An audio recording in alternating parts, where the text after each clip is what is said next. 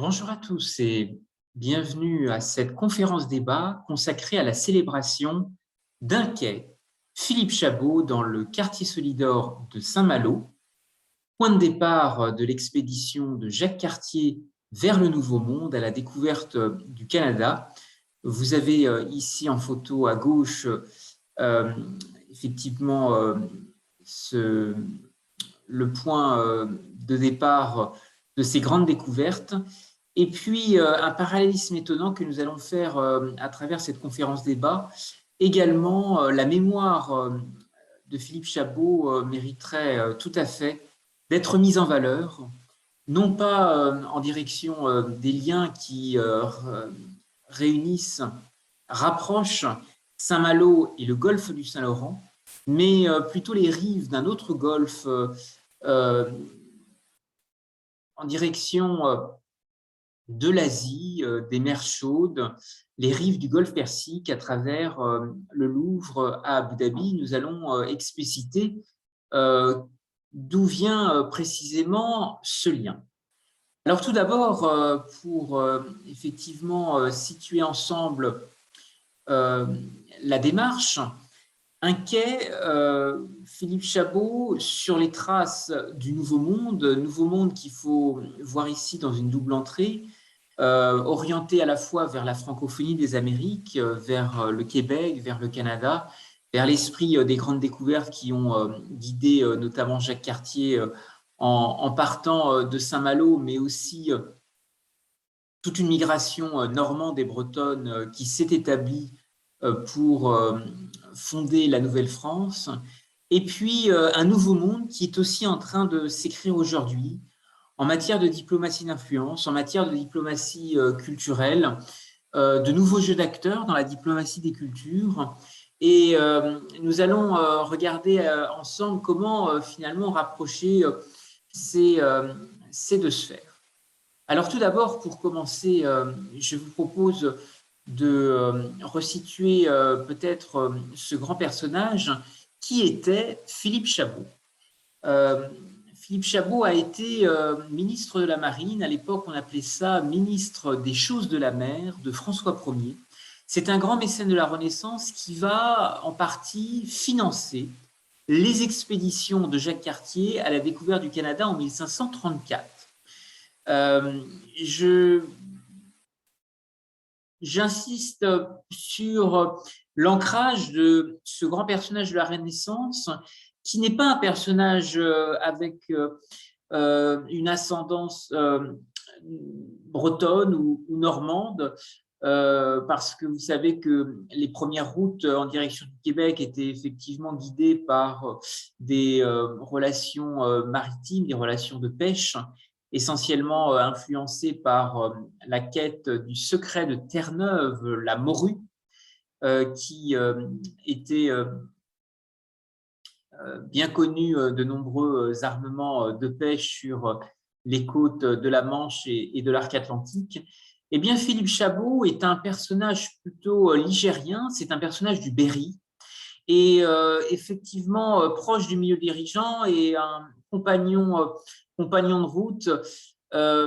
Il participera à de nombreuses batailles aux côtés de François Ier. Et en définitive, la relation France-Québec, elle a aussi été soutenue par l'ouverture de grandes régions littorales comme la Bretagne et la Normandie, mais aussi l'appui déterminant d'un arrière-pays de provinces qui, sous l'Ancien Régime, ont été des vecteurs d'influence extrêmement intéressants pour consolider l'esprit de découverte qui animera des grands explorateurs comme Jacques Cartier. Et Philippe Chabeau sera véritablement un mécène de la Renaissance qui va être extrêmement engagé pour soutenir des expéditions au long cours. Et si sa mémoire reste largement méconnue à Saint-Malo, eh bien, je crois que les chemins de mémoire entre la France et le Québec nous invitent à peut-être recoudre le fil qui se serait peut-être distendu entre Saint-Malo et de nombreuses cité de la Renaissance qui, dans le Berry, comme dans d'autres régions et provinces, ont aussi fortement encouragé cet esprit de découverte et d'ouverture sur le monde. Alors, Philippe Chabot était un proche de François Ier, également amiral de France, ce qui correspondait à l'époque à la fonction de ministre de la Marine, et il va organiser et financer en grande partie les voyages de Jacques Cartier, qui découvrit en 1534 la Nouvelle-France, l'actuel Canada. Ce contexte est consécutif à une rencontre en 1532 où Philippe Chabot, qui accompagnait le roi François Ier au Mont-Saint-Michel, profite de l'occasion pour lui faire rencontrer Jacques Cartier et proposer au roi une expédition sur la mer à destination des terres neuves. François Ier se montre effectivement extrêmement intéressé par les projets de Philippe Chabot et Jacques Cartier. La vision géopolitique de François Ier à l'époque de la Renaissance est extrêmement intéressante. C'est à la fois un homme qui est désireux d'ouvrir une relation avec des empires, et ça sera le cas en particulier avec Soliman le Magnifique, à savoir l'empire ottoman. Et donc, un royaume de France qui finalement s'ouvre vers le Levant, vers les routes de l'Orient, avec les différents comptoirs de la Sublime Porte et une ingénierie extrêmement intéressante à travers notamment les échelles du Levant. Et puis, il s'agit aussi de s'intéresser à une ouverture vers le Nouveau Monde, vers des routes qu'on maîtrise encore assez mal vers l'Atlantique Nord, et en particulier essayer de trouver un passage vers la Chine, mais un passage qui serait finalement orienté vers le nord-ouest. Ce qui est assez original et qui effectivement va inaugurer une relation transatlantique inédite et qui existe toujours aujourd'hui, entre la France et le Québec. Vous avez ici sur cette carte les différents voyages qui vont être entrepris par Jacques Cartier. Le premier, comme je vous l'indiquais, démarre en 1534. Et finalement, ces différentes expéditions permettent d'aller encore plus loin dans la connaissance du golfe du Saint-Laurent. Vous savez que des grands bancs de pêche au large de Terre-Neuve étaient connus, y compris sur les rives du Labrador et la Nouvelle-Écosse, à travers la pêche à la morue, qui était aussi pratiquée sur les côtes bretonnes et normandes. Et puis, comme vous le voyez ici sur cette carte, finalement, Jacques Cartier arrive à atteindre la péninsule de Gaspé, la Gaspésie, et il va pénétrer sur les rives du Saint-Laurent jusqu'à atteindre la ville de Québec et enfin la ville de Montréal, avec les rapides qui sont mentionnés sur cette carte, les rapides de la Chine. Alors la Chine, c'est aussi un nom de comptoir qui va être ensuite réutilisé par d'autres marins. Je pense à Robert Cavelier de La Salle. La Chine, c'est toujours, si vous voulez, cette quête de navigateurs français en recherche d'un passage par le nord-ouest pour atteindre effectivement l'Asie, la Chine. Alors ce passage ne sera évidemment pas trouvé, mais amènera bien entendu à la découverte de nouvelles terres. Ça sera la Nouvelle-France, l'actuel Canada aujourd'hui. Alors, Jacques Cartier reçoit le 31 octobre 1533 la permission d'armer des navires pour voyager, découvrir et conquérir la Neuve France. Il obtient du roi, de François Ier, une aide financière à l'époque de 6 000 livres. Et le 20 avril 1534, Jacques Cartier quitte Saint-Malo avec ces deux navires, le Pinta et le Santa Maria, ainsi nommés en souvenir des caravelles de Christophe Colomb. Vous savez qu'il existe aussi sur le plan mémoriel une autre forme de souvenir, c'est une croix que Jacques Cartier érigera de l'autre côté de l'Atlantique en arrivant à Gaspé. Et il existe aussi dans le quartier Solidor, au pied de la tour éponyme, une croix identique qui permet de matérialiser finalement cette relation de découverte transatlantique qui était très largement inspirée de navigateurs, je pense en particulier aux Portugais, puisque encore aujourd'hui, sur un certain nombre de billets de banque, notamment de pays d'Asie, vous pouvez retrouver matérialisée la fameuse croix de Magellan. Et la croix de Gaspé, visible à la Tour Solidor à Saint-Malo, a été incarnée dans une démarche mémorielle assez identique, portée cette fois-ci par l'explorateur malouin Jacques Cartier. Alors, quittant le port de Saint-Malo le 20 avril 1534, 20 jours plus tard, les navires arrivent à Terre-Neuve et s'engagent, comme vous l'avez vu sur la carte, dans le golfe du Saint-Laurent. En hommage à son mécène, son sponsor en quelque sorte, en hommage à l'amiral Chabot de Brion, Philippe Chabot de Brion, Jacques Cartier va donner le nom à une île, l'île Brion, que vous pouvez retrouver également sur des cartes, à l'entrée du golfe du Saint-Laurent. Ce qui montre finalement assez bien la grande fidélité et la grande reconnaissance, effectivement, à l'appui déterminant qu'a pu apporter l'amiral Chabot de Brion à la découverte du Canada, cher à Jacques Cartier, désireux d'approfondir des relations qui, à ce stade, n'étaient que des relations de pêche sur les bancs de Terre-Neuve. Et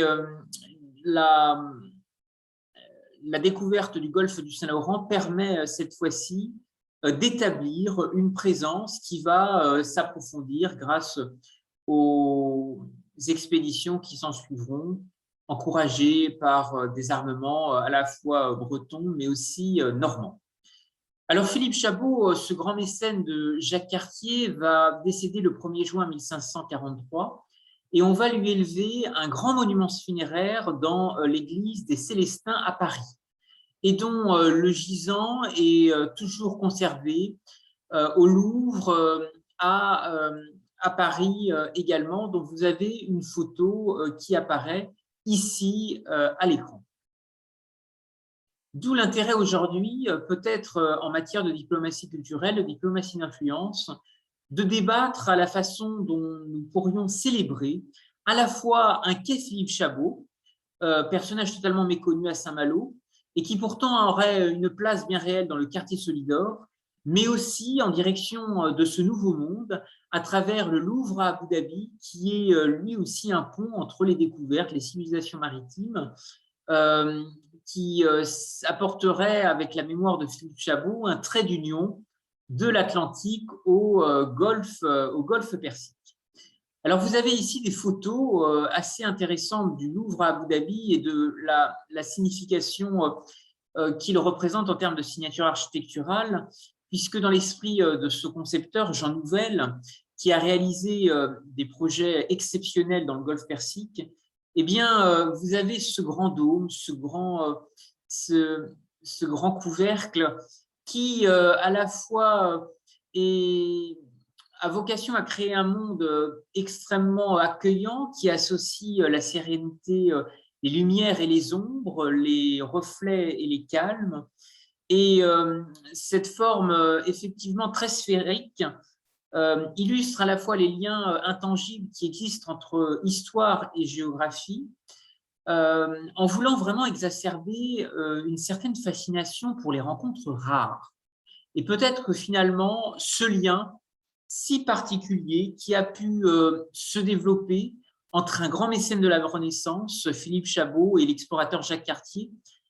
pourrait continuer d'exister et être matérialisé dans de grandes institutions culturelles comme le Louvre à Abu Dhabi, qui est aussi un écrin tout à fait inédit, puisque dans l'esprit de son concepteur, tous les climats aiment les exceptions, plus chaudes quand il fait froid, plus fraîches sous les tropiques, et les hommes comme les œuvres d'art, effectivement, résistent assez mal à ces chocs thermiques et finalement, le Louvre à Abu Dhabi est un peu une oasis du 21e et peut-être du 22e siècle qui offrirait un lieu extrêmement propice à la méditation, à la réflexion autour des découvertes et au passé que nous a laissé la Renaissance à travers ces grands personnages de la cour de François Ier qui ont voulu arbitrer, défendre, exercer un véritable plaidoyer pour encourager des découvertes et de grandes expéditions maritimes. Alors, le Louvre à Abu Dhabi apporte en lui-même un message extrêmement fort. Il est assez inhabituel de trouver sur la mer un archipel construit avec tout autour une île artificielle, Sadia Island, qui est l'expression aux Émirats arabes unis de ces projets extrêmement ambitieux, souvent projets immobiliers d'avancement sur la mer, et qui accueille ici de grandes institutions culturelles. Le Louvre à Abu Dhabi étant l'une des premières, l'un des phares qui doit aussi guider une institution comme celle du musée Guggenheim ou encore un musée maritime consacré à la mémoire de Cher Zayed. Et voyez que ce parasol qui crée finalement une pluie de lumière offre à la fois un quai, un mouillage extrêmement intéressant pour permettre à des visiteurs qui, en paddle ou en canoë, auraient envie d'explorer ce musée mystérieux. Et puis, finalement, un lieu aussi extrêmement reposant, mais aussi extrêmement complexe, qui serait sans doute idéal pour laisser reposer et transmettre la mémoire de Philippe Chabot et son goût des découvertes à travers l'opportunité dans l'île de Sadia Island, l'opportunité de faire vivre un quai à proximité du Louvre, à Abu Dhabi, et qui serait consacré à la mémoire de Philippe Chabot. Il existe des rues qui ont été nommées en l'honneur de grands personnages français à Abu Dhabi. Je pense à la rue Jacques Chirac, initiative récente. Et peut-être qu'un quai, Philippe Chabot, à la fois au quartier Solidor à Saint-Malo, mais aussi au Louvre à Abu Dhabi, pourrait être une initiative extrêmement audacieuse pour rappeler cette ouverture au monde, rappeler l'importance de la diplomatie des cultures, l'importance aussi du dialogue des civilisations, et comment finalement du Grand Nord, du golfe du Saint-Laurent jusqu'au golfe Persique, la France continue de rayonner par son universalisme, par son goût pour les grandes découvertes. Un appel est ouvert à tous, lancé sur la plateforme change.org, dont vous pouvez retrouver les références ici et qui vous présente en détail l'esprit de cette initiative. Et si vous aussi, vous souhaitez célébrer un quai Philippe Chabot, que ce soit à Saint-Malo ou au Louvre à Abu Dhabi, eh bien, vous êtes les bienvenus pour participer à cet appel. Je vous propose d'ouvrir la place maintenant au débat avec vous tous, avec l'ensemble des participants. Et vous avez ci-dessous mon adresse courriel si vous souhaitez plus d'informations sur cette initiative. Je reste à votre disposition et vous propose d'ouvrir maintenant le débat autour de la célébration d'un quai Philippe Chabot. Merci à tous pour votre attention.